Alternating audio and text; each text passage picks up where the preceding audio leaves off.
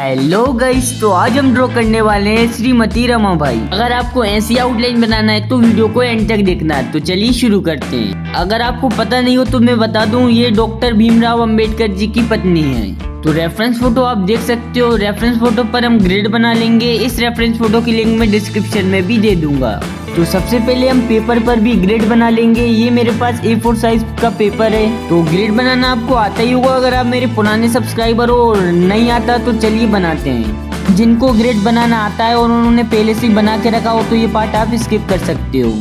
बात तो सही है। तो ग्रिड बनाने के लिए टॉप में 20 सेंटीमीटर की लाइन खींचना है और 2 सेंटीमीटर के गैप छोड़कर मार्क कर लेना है, जैसा कि आपको स्क्रीन पर दिख रहा है। और जो कमेंट सबसे पहले करेगा उसका मैं कमेंट पिन कर दूंगा।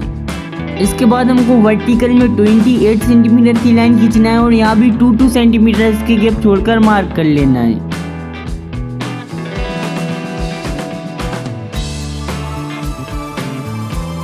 जिस तरह आपने लाइन खींचकर टॉप में मार्क किया उसी तरह बॉटम में कर लेना है। जिस तरह राइट साइड में किया उसी तरह आपको लेफ्ट साइड में भी कर लेना है। अब दोनों साइड के मार्क व्यू पॉइंट को मिला देंगे, वर्टिकल में भी और हॉरिजॉन्टल में भी।